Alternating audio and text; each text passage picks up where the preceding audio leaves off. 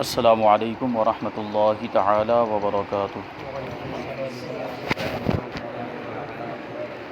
نحمده ونصلي ونسلم على رسوله الكريم اما بعد فاعوذ بالله من الشيطان الرجيم بسم الله الرحمن الرحيم ان الله وملائكته يصلون على النبي يا ايها الذين امنوا صلوا عليه وسلموا تسليما اللهم صل على سيدنا ومولانا محمد معظم الجود والكرم وآله الكرام وابنه الكريم وبارك وسلم صلاة وسلاما عليك يا رسول الله صلی اللہ تعالی علیہ وسلم۔ تو میت کو دفن کرنے کا بیان جاری ہے، اس میں دفن کرنے کا حکم بیان کیا گیا اور قبر کی لمبائی، چوڑائی اور گہرائی کے بارے میں بتایا گیا، اور میت کو قبر میں کس طرح اتارا جائے اور کون اتارے اس کو بھی بیان کیا۔ اور یہ جو طریقہ کہ قبر میں دفن کیا جاتا ہے، زمین میں گڈھا کھود کر دفن کیا جاتا ہے، اس کے بارے میں جو واقعہ کہ یہ طریقہ خود اللہ تبارک و تعالیٰ نے سکھایا۔ جو قابل اور حابیل کا واقعہ، جب اس نے مطالبہ کیا کہ میں تو وہ خوبصورت جو لڑکی ہے اسی کے ساتھ جو پیدا ہوئی تھی، قابل نے، حالانکہ وہ اس کی بہن تھی حضرت آدم علیہ السلام کی شریعت کے مطابق کہ جو ایک ساتھ میں جو ایک ہی حمل میں پیدا ہوتے تھے وہ ایک دوسرے کے بھائی بہن مانے جاتے تھے، اور دوسرے حمل میں پھر ایک لڑکا اور ایک لڑکی پیدا ہوتی، تو پہلے والے حمل میں جو لڑکا ہوتا اس کی شادی، اس کا نکاح جو ہے وہ دوسرے والے حمل میں جو لڑکی ہوتی اس کے ساتھ کیا جاتا۔ تو قابیل کی شادی دوسرے حمل والی جو لڑکی تھی اس کے ساتھ ہونی تھی، لیکن وہ اتنی خوبصورت نہیں تھی۔ معاملات ہوئے اور حضرت آدم علیہ السلام نے اس کو منع کیا کہ یہ نہیں ہو سکتا، وہ تمہاری بہن ہے، اس کے ساتھ تمہاری شادی نہیں ہو سکتی۔ تو قابیل نے اس وقت بڑے گستاخانہ انداز میں یہ بات کہی تھی کہ یہ تو آپ اپنی طرف سے کہہ رہے ہیں، یہ اللہ کا حکم توڑی ہے۔ تو حضرت آدم علیہ السلام نے اس وقت قابیل کو کہا تھا کہ اگر تم نہیں مانتے ہو تو پھر قربانی پیش کرو، جس کی قربانی اللہ کی بارگاہ میں قبول ہو جائے گی تو ثابت ہو جائے گا کہ وہ حق پر ہے۔ تو قابیل نے بھی قربانی کی اور حابیل نے بھی، اور اس زمانے میں ایسا ہوتا تھا کہ جس کی قربانی قبول ہو جاتی تھی، آسمان سے ایک آگ آتی تھی اور اس کو کھا جاتی تھی، اس جو بھی چیز قربانی کے لیے پیش کی جاتی۔ تو قابیل نے تو ایک گیہوں کا ڈھیر لا کر رکھ دیا، اور حابیل نے ایک بکری ذبح کی۔ بکری ذبح کرنے کے بعد اس کو ایک جگہ پہ ایک میدان میں لا کر لے جا کر رکھ دیا۔ اب یہ دیکھ رہے تھے کہ کس کی قربانی قبول کی جاتی ہے، کہ آسمان سے آگ آ کر کس کو لے جاتی ہے۔ تو آسمان سے آگ آئی اور حابیل کی جو بکری تھی اس کو لے کر وہ چلی گئی، اس کو کھا گئی وہ آگ۔ اس کا مطلب کیا تھا کہ حضرت حابیل جو ہے وہ حق پر تھے، ان کو جو ہے کہ شادی نکاح کرنے کا حق تھا اس لڑکی کے ساتھ جو خوبصورت تھی، قابل اس کے ساتھ نکاح نہیں کر سکتا تھا۔ تو یہ سب ہو جانے کے باوجود بھی وہ باز نہیں آیا۔ اب تو اللہ کی طرف سے یہ جو ہے کہ نشانی اب دے دی گئی کہ کون حق پر ہے اور کون جھوٹا ہے، لیکن اس کے باوجود اب وہ حسد میں مبتلا ہو گیا۔ قابل جو تھا وہ حسد میں اور جلن میں مبتلا ہو گیا، شیطان کے پورے بہکاوے میں آ گیا تھا وہ۔ تو حضرت آدم علیہ السلام جب حج کے لیے تشریف لے گئے تو حضرت آدم علیہ السلام کی غیر موجودگی میں اس نے یہ کام کیا کہ اس نے حابیل کو قتل کر دیا۔ پہلے تو دھمکی دی کہ میں تو تمہیں قتل کر دوں گا، تو حابیل نے جواب دیا کہ تم مجھے قتل کرنے کا ارادہ کرتے ہو، جب مجھے تم قتل کرنے کے لیے آؤ گے تو میں تمہارا جواب نہیں دوں گا، کیونکہ میں طاقت میں تم سے زیادہ ہوں، تمہارا جواب دے سکتا ہوں، بدلے میں تمہیں بھی قتل کر سکتا ہوں، لیکن اس کا جواب نہیں دوں گا، کیونکہ میں اپنی طرف سے حملے کی شروعات نہیں کرنا چاہتا، کیونکہ قتل کرنا تو جائز نہیں ہے۔ لیکن پھر بھی اس نے قابل نے قتل کر دیا۔ اب وہ حابیل جب قتل ہو گئے تو ان کی لاش کو لے کر وہ گھومتا رہتا تھا قابل، اس کو سمجھ میں نہیں آتا کہ کیا کرے لاش کو۔ ایک عرصے تک اور ایک مدت تک وہ حابیل کی لاش کو لے کے گھومتا رہا، اور ایسے ہی اس کو کچھ سمجھ میں نہیں آ رہا کہ اس کے ساتھ کیا کیا جائے۔ تو وہ کوے والا واقعہ پیش آیا، پھر اللہ تعالیٰ نے دو کووں کو بھیجا، دو آپس میں دونوں نے جو ہے کہ ان کا بھی جھگڑا ہوا، اس میں سے ایک کوا مر گیا۔ تو پھر وہ جو زندہ کوا تھا اس نے اپنی چونچ سے گڈھا کھودا اور اس میں وہ مردہ کوے کو رکھ دیا اور اوپر سے مٹی ڈال دی۔ تو اب قابل کو سمجھ میں آ گیا کہ ایسا کرنا چاہیے۔ تو یہ جو دفن کرنے کا جو یہ طریقہ، یہ اللہ تبارک و تعالیٰ نے خود سکھایا ہے، خود اس کی تعلیم دی ہے، اور یہی نظام قدرت کا تقاضا بھی ہے اور مراد الہی بھی یہی ہے کہ ایسا ہی کیا جائے۔ تو قبر میں اس طرح جو ہے کہ مردے کو دفن کیا جاتا ہے اور مسلمان اسی پر عمل کرتے ہیں۔ اب آگے سوال ہے کہ قبر کو مٹی دینے کا طریقہ کیا ہے؟ تو فرماتے ہیں مستحب یہ ہے کہ سرہانے کی طرف دونوں ہاتھوں سے 3 بار مٹی ڈالیں، سرہانے کی طرف سے ڈالیں 3 بار، دونوں ہاتھوں سے اسے لپ بھر کے ایک مرتبہ ڈالی، دوسری مرتبہ ڈالی اور تیسری مرتبہ ڈالی، پہلے اس طرح کرنا ہے۔ جو بھی وہاں پر لوگ موجود ہوں وہ سب ایسا کریں، باری باری جائیں۔ اب ہوتا کیا ہے کہ چاروں طرف کھڑے ہوئے ہیں تو چاروں طرف سے لوگ ڈالنا شروع کر دیتے ہیں، لیکن بہتر طریقہ کیا ہے کہ سرہانے سے شروع کریں۔ یہ الگ بات ہے کہ مٹی ڈالتے ڈالتے اگر بہت زیادہ لوگ ہوں گے، 3 مرتبہ مٹی ڈالیں گے تو سرہانے پر زیادہ مٹی جمع ہو جائے گی، اوپر تک اگر مٹی آ گئی تو پھر تھوڑا آگے بھی ڈالا جا سکتا ہے، دوسری جگہ بھی مٹی کو ڈال سکتے ہیں۔ اب ضروری تھوڑی کہ سرہانے سے مٹی ڈال رہے ہیں تو وہیں پر ڈالیں گے قریب میں،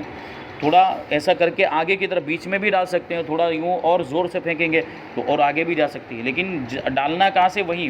جہاں سرہانہ ہے، جو مردے کا میت کا جہاں پہ سرہانہ ہے وہاں سے ڈالنا، یہ مستحب طریقہ ہے۔ اور پہلی بار مٹی ڈال رہے ہیں اس وقت کیا کہیں گے؟ منہا خلقناکم۔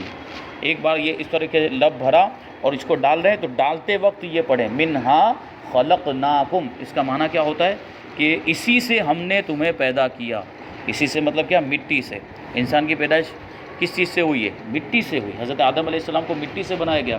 دنیا کی مختلف جگہوں کی مٹیاں اور مختلف رنگوں کی مٹیاں، الگ الگ خاصیت والی مٹیاں جمع کی، حضرت جبریل کو حکم دیا تھا، وہ مٹیاں سب جمع کی گئی، پھر اس سے حضرت آدم علیہ السلام کا پتلا تیار کیا گیا، اور پھر اس میں جو مٹی کو گوندھنے کے لیے، مٹی کا خمیر بنانے کے لیے دنیا کے مختلف پانی بھی جمع کیے گئے تھے، کوئی کھارا پانی، کوئی میٹھا پانی، کوئی الگ قسم کا پانی، وہ سارے پانی بھی جمع کیے، اس پانی کو ملا کر پھر وہ حضرت آدم علیہ السلام کا خمیر تیار کیا گیا۔ تو یہ دیکھیں مٹی سے، منہا خلقناکم،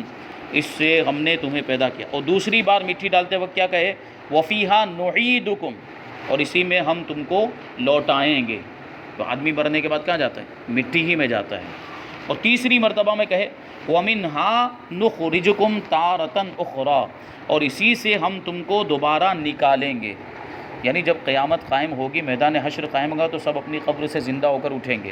تو کیا ہوا؟ اسی مٹی سے پیدا بھی کیا گیا، دوبارہ اسی مٹی میں اس کو لوٹا دیا گیا، پھر قیامت کے دن حشر کے میدان میں جمع ہونے کے لیے وہیں سے پھر اٹھایا جائے گا، اسی مٹی سے دوبارہ اٹھایا جائے گا۔ یہ نظام قدرت۔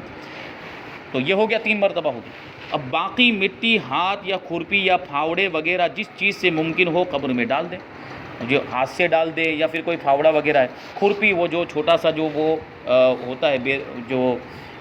چمچے جیسا ہوتا ہے، وہ جو نہیں کڑیے استعمال کرتے ہیں وہ دیوار کو برابر کرنے کے لیے، پلسٹر کرنے کے لیے، اس کو کھرپی کہتے ہیں اردو میں، اس سے جو ہے کہ وہ اندر ڈال دے، یا بڑے پھاوڑے سے باقی کی جو مٹی ہے اس کو قبر میں ڈال دیں۔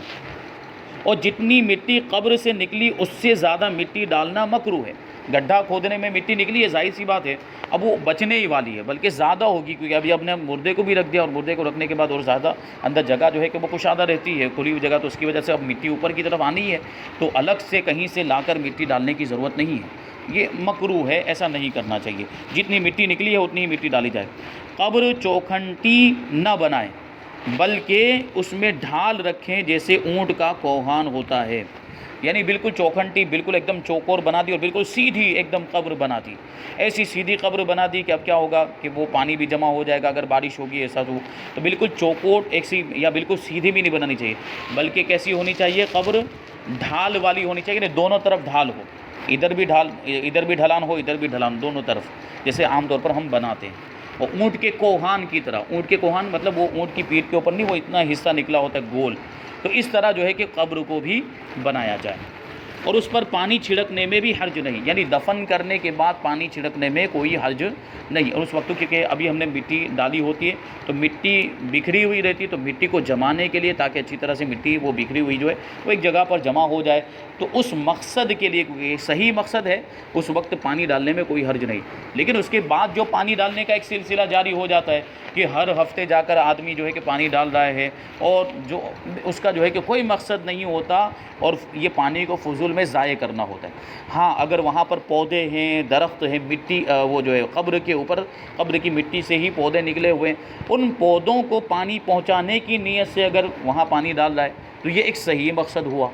یہ ایک صحیح، کیونکہ وہ پودے جو اگتے ہیں قبر کے اوپر، جو پودے ہوتے ہیں، جو درخت ہوتے ہیں، یا جو گھاس وغیرہ جو اگ جاتی ہے، تو اس کے بارے میں پہلے بھی آ چکا کہ وہ تسبیح بیان کرتے ہیں، جب تک وہ تر رہتے ہیں، تازہ رہتے ہیں، وہاں تک وہ اللہ کی تسبیح بیان کرتے ہیں، تو اللہ کی تسبیح وہ پودے بیان کرتے ہیں، اس سے میت کو راحت ملتی ہے۔ اندر جو مردہ ہے اس کو سکون ملتا ہے، تو وہ پودے وغیرہ اگانے چاہیے۔ یہ جو ہمارے یہاں کیا جاتا ہے نا، اکھاڑ اکھاڑ کے پھینک دیا جاتا ہے، اس کو علماء کرام نے مکروہ فرمایا، کیونکہ وہ تسبیح بیان کرتے ہیں اور اس سے میت کو فائدہ پہنچ رہا ہے، تو کیوں اکھاڑ رہے ہیں اس کو؟ ہاں ضرورت ہے اگر اکھاڑنے کی تو جہاں قبریں نہیں ہیں، جیسے جانے کا راستہ ہے یا قبروں کے درمیان میں جو خالی جگہ ہوتی وہ وہاں سے اکھاڑ دیں تو کوئی حرج نہیں ہے، لیکن قبر کے اوپر جو گھاس وغیرہ اگی ہوئی ہے یا جو پودے اگے ہوئے ہیں ان کو اکھاڑنے کی اجازت نہیں ہے۔ یہ لوگوں کو سمجھنے کی ضرورت اور ان کو سمجھانے کی بھی ضرورت، جو ایسا کرتے ہیں۔ بعض اوقات تو 50-50 ہزار روپے دے کر قبرستان کو صاف کروایا جاتا ہے۔ یہ عقل مندی والی بات ہوئی یار، یہ تو بے وقوفی والی بات ہوئی۔ وہ جو اچھی چیز تھی اس کو اکھڑوا دیا گیا اور اس کو پھر صفائی کا نام دیا جاتا ہے کہ ہم نے صفائی کروائی، اور اس پہ جو کہ وہ فخر بھی کیا، یہ کوئی بات جو ہے کہ اچھی بات نہیں ہے، بلکہ اس کو باقی حدیث شریف جیسے آیا کہ حدیث شریف کے اندر جو وہ جو 2 لوگوں کی قبر کے بارے میں بتایا گیا کہ جن پر عذاب ہو رہا تھا، اللہ کے رسول صلی اللہ علیہ وسلم نے کھجور کی شاخوں کو توڑ کر 2 حصے کر کے ایک قبر والے پر رکھی تھی اور دوسری جو شاخ ہے وہ دوسری قبر پر رکھی تھی، تو اس سے تو ثبوت ملتا ہے کہ اس کو باقی رکھنا ہے، اور یہاں اکھاڑ دیا جاتا ہے اس کو، تو یہ نہیں ہونا چاہیے۔ بہرحال فضول میں پانی نہیں ڈالنا چاہیے، اور بعض اوقات ایسا ہوتا ہے کہ مسجد سے متصل اگر قبرستان ہوتا ہے، لوگ مسجد سے پانی لے جا کر کے ڈالتے ہیں، جیسے ہماری مسجد کا معاملہ ہے، مسجد سے پانی لے جا کر ڈالتے ہیں، تو یہ بات بھی ذہن میں رہنی چاہیے کہ قبرستان ایک الگ وقف ہے اور مسجد ایک الگ وقف ہے۔ مسجد کی چیزوں کا استعمال قبرستان میں نہیں ہو سکتا اور قبرستان کی چیزوں کا استعمال مسجد میں نہیں ہو سکتا، تو وہ پانی جو مسجد میں وضو کرنے کے لیے رکھا گیا ہے یا مسجد ہی کے مقاصد کے لیے رکھا گیا کہ مسجد میں ہی استعمال کیا جا سکتا ہے، مسجد ہی کے لیے وقف ہوا ہے وہ پانی، تو ایسا پانی قبرستان میں استعمال نہیں ہو سکتا۔ وضو خانے سے اٹھا کر یا حوض سے اٹھا کر پانی لے جا کر قبرستان میں نہیں ڈال سکتے، یہ جائز نہیں ہے، گنہگار ہوں گے ڈالنے والے۔ اور اگر گھر سے لے کر آتے ہیں پانی تو اس کی بھی اجازت نہیں، فضول ہے پانی بیکار میں، اگر اس کا کوئی صحیح مقصد نہیں ہے تو ڈالنے کی کوئی اجازت نہیں۔ جیسے میں نے ایک صحیح مقصد بتایا کہ مٹی بکھر چکی ہے، اس کو جمع کرنے کے لیے اگر ڈالتے ہیں تو ایک صحیح مقصد ہے، یا پودے وہاں پر اگے ہوئے ان کو پانی پلانے کی نیت سے ڈال رہے ہیں تو اس میں کوئی حرج نہیں، یہ ایک صحیح مقصد، لیکن اس کے علاوہ کوئی دوسرا صحیح مقصد نہیں ہے، ویسے ہی پانی ڈالا جا رہا ہے۔ یا بعض اوقات ایسا ہوتا ہے کہ پڑا ہوا پانی ڈالا جاتا ہے، جیسے گھر سے پڑھ کے پانی لائے ہوئے تو یہ بھی ایک صحیح مقصد ہے کہ پڑے ہوئے پانی سے بھی مردے کو اندر میت کو فائدہ پہنچے گا، تو وہ پانی بھی ڈالا جا سکتا ہے، لیکن ویسے ہی ڈول کی ڈولیں، بالٹی کی بالٹیاں خالی کر دی جاتی ہیں، اس کی اجازت نہیں، یہ پانی کو ضائع کرنا ہوا، یہ پانی کی فضول خرچی ہوئی، اس کی اجازت نہیں ہے۔ تو اس وقت پانی ڈالا جا سکتا ہے جب ابھی ہم نے دفن کیا، ابھی مٹی اوپر سے ہم نے ڈالی ہے، تو اس کو جمانے کی اور اس کو جو ہے کہ ایک ساتھ کرنے کی ضرورت ہوتی ہے تاکہ وہ منتشر نہ ہو جائے، تو وہاں پانی ڈال سکتے ہیں، بلکہ اس وقت بہتر ہے۔ اور قبر ایک بالشت اونچی ہو یا کچھ خفیف زیادہ ہو، ایک بالش جتنی اونچی ہونی چاہیے، تھوڑی سی اور زیادہ ہو جائے تو کوئی حرج نہیں ہے۔ قبر پر کتنی دیر ٹھہرنا چاہیے، یہ سوال پہلے بھی آیا تھا کہ دفن کرنے کے بعد وہاں کتنی دیر تک رکے رہیں، اور اگر وہاں پہ رکے ہوئے ہیں تو اس دوران کیا کرنا چاہیے جو لوگ وہاں پر رکے ہوئے ہیں۔ اور ہمارے یہاں معاملہ کیا ہوتا ہے کہ دفن کرنے وقت جو لوگ رکے ہوئے ہوتے ہیں وہ کیا کرتے ہیں، اپنی دنیا داری کی باتوں میں مشغول ہوتے ہیں، کوئی ادھر کی بات کر رہا ہے، کوئی ادھر کی بات کر رہا ہے، ہنسی مذاق بھی چل رہا ہوتا ہے اس میں، یہ ہنسی مذاق کا موقع نہیں ہوتا۔ ایک آدمی کا انتقال ہو گیا، اس کو دفن کیا جا رہا ہے، اس سے عبرت حاصل کرنی چاہیے کہ ہمیں بھی مرنا ہے ایک دن، لیکن اس کے بجائے کیا کرتے ہیں، وہاں بیٹھ کے دنیا کی باتیں کر رہے ہوتے ہیں، ہنس بھی رہے ہوتے ہیں، یہ ہرگز مناسب نہیں۔ حضرت عبداللہ ابن عباس کا قول، یا غالباً حضرت عبداللہ ابن مسعود کا قول اس سے پہلے گزرا، ایک آدمی کو انہوں نے ہنستے ہوئے دیکھا تھا تو اس کو ملامت کی، اس کو برا جو ہے کہ روکا اس سے، اور اس سے فرما دیا کہ میں تو تم سے بات نہیں کروں گا، یہ ہنسنے کا موقع تھوڑی ہے، تو یہ بات ہوتی ہے۔ تو فرماتے دفن کرنے کے بعد قبر کے پاس اتنی دیر تک ٹھہرنا مستحب ہے جتنی دیر میں ایک اونٹ ذبح کر کے اس کا گوشت تقسیم کر دیا جائے۔ ظاہر سی بات، اونٹ بڑا جانور ہے، اس کو ذبح کرنا، اس کا چمڑا اتارنا، چمڑے کے بعد اس کے گوشت کے ٹکڑے کرنا، پھر گوشت کو تقسیم کرنا، اس میں کافی ٹائم لگے گا۔ اگرچہ کوئی ماہر آدمی ہو اس کا ذبح کر کے اس کو کاٹنے والا، تو کم سے کم 40-45 منٹ اس میں لگے گی، اس کو ذبح کر کے، اس کا چمڑا اتار کے، اس کے گوشت کو کاٹ کے پھر تقسیم کرنے میں اتنا ٹائم لگتا ہے، تو 40-45 منٹ یا مان لیجیے آدھا گھنٹہ۔ اس کا کیا مطلب، دفن کرنے کے بعد بھی آدھا گھنٹے تک وہاں پر رکنا چاہیے، ٹھہرنا چاہیے۔ تو یہ جو بات مشہور ہے نا کہ فوراً چلے آنا چاہیے، فوراً وہاں سے چلے آئے، اور اس کے بارے میں مشہور ہے کہ اگر ہم جائیں گے تو پھر وہ سوال کرنے والے فرشتے آئیں گے، ایسا نہیں ہے۔ وہ تو ان کا وقت مقرر ہے، وہ تو آ ہی جائیں گے۔ یہ مستحب بتایا گیا کہ وہاں پر اتنی دیر تک رکنا چاہیے جتنی دیر میں اونٹ ذبح کر کے گوشت تقسیم کر دیا جائے، کہ ان کے رہنے سے میت کو انس ہوگا،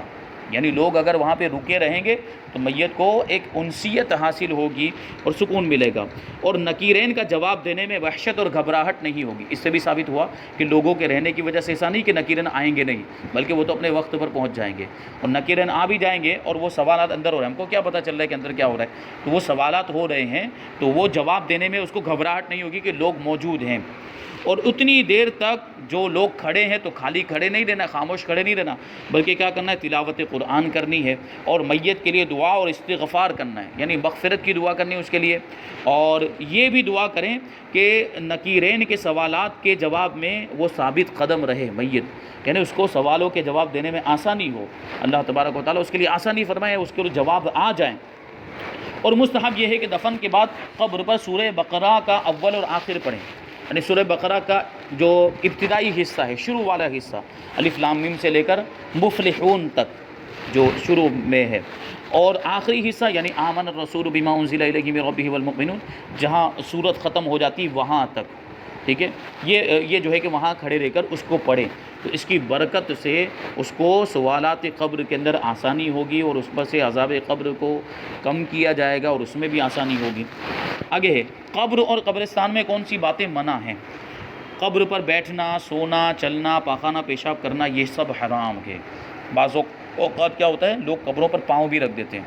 اور خاص طور پر جب دفن کرنے کے معاملات ہوتے ہیں تو اگل بغل میں جو قبریں ہوتی ہیں ان کا کوئی لحاظ نہیں کیا جاتا، اور ان کے احترام کو پامال کیا جاتا ہے، اس پر لوگ چل رہے ہوتے ہیں، اس پہ کھڑے ہو جاتے ہیں۔ تو اگرچہ ہم دفن کر رہے ہیں لیکن آس پاس کی قبروں کا ادب و احترام رہنا چاہیے، کہ وہ بھی قبریں، مومن کی قبر کا احترام، مسلمان کی قبر کا یہ احترام ہے کہ اس پہ چل نہیں سکتے، اس پہ پاؤں نہیں رکھ سکتے، اس پہ بیٹھ نہیں سکتے ہیں، اور پیشاب پاخانہ کرنا تو اور بھی بری بات ہے، یہ سب حرام ہے، حدیث میں ان سب چیزوں کی ممانعت آئی۔ قبرستان میں جو نیا راستہ نکالا گیا اس سے گزرنا ناجائز ہے، وہ نیا راستہ نکالا، پہلے سے راستہ نہیں ہے، یعنی جب قبرستان وقف ہوا تھا اس وقت سے وہ راستہ نہیں ہے، بلکہ بعد میں نکالا گیا، تو بہت ممکن ہے کہ وہ قبروں پر بنایا گیا ہوگا۔ اگر راستہ قبروں پر بنایا گیا ہو اور ہم اس راستے پہ چلیں گے تو قبروں پر چلنا پایا جائے گا، اور ابھی فرمایا گیا کہ قبر پر چلنا کیا ہے، حرام ہے۔ ہمارا یہ قبرستان، اس کے بارے میں وہ بزرگ بیان کرتے ہیں کہ یہ پہلے دو قبرستان الگ الگ نہیں تھے، بلکہ دونوں جڑے ہوئے تھے، یہ قبرستان یہ بیچ میں راستہ بعد میں نکالا گیا ہے، تو جب جڑے ہوئے تھے تو کیا یہاں پہ قبریں نہیں ہوں گی؟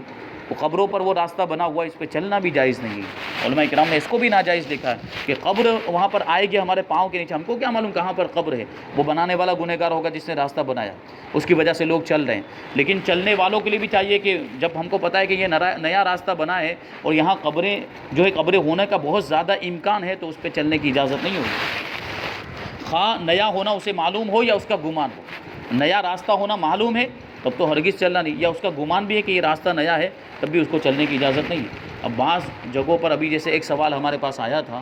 اس میں بہت بڑا سورت کا بہت بڑا قبرستان ہے، نام نہیں لوں گا،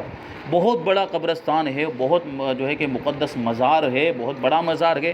اس کے اطراف میں جو قبرستان ہے، اس قبرستان میں لوگ، وہاں کے مجاور اور وہاں کے جو لوگ ہیں وہ کیا کرنے والے ہیں، ابھی راستہ نکال رہے ہیں، اور راستے میں سادات کی قبریں بھی آ رہی ہیں، اور اس راستے کے نکالنے میں دیگر مومنین کی قبریں بھی آ رہی ہیں، اور انہی قبروں کے اوپر جو ہے کہ وہ راستہ بنا رہے ہیں، اور اتنی بے احتیاطی کہ اس کے تعلق سے سوال بھی نہیں پوچھ رہے، علماء سے دریافت بھی نہیں کر رہے ہیں کہ کیا یہ راستہ بنانا جائز بھی کہ نہیں۔ وہ تو ہوا یوں کہ وہ سادات کرام جن کی قبر تھی، ان کے جو وارثین ہیں اور ان کے جو بعد میں ان کے پوتے نواسے وغیرہ، انہوں نے آ کر سوال پوچھا، کیونکہ ان کی قبر اس کے نیچے آ رہی تھی تو ان کو فکر لاحق ہوئی، تو انہوں نے آ کے سوال پوچھا، تو پھر ان کا جواب دیا گیا کہ یہ جائز نہیں ہے، اس کی اجازت نہیں ہے، کیونکہ راستہ بنائیں گے تو راستے پر لوگ چلیں گے، قبر پر چلنا پایا جائے گا، حدیث میں جس کو ناجائز و حرام فرمایا گیا، جس کی اجازت نہیں ہے۔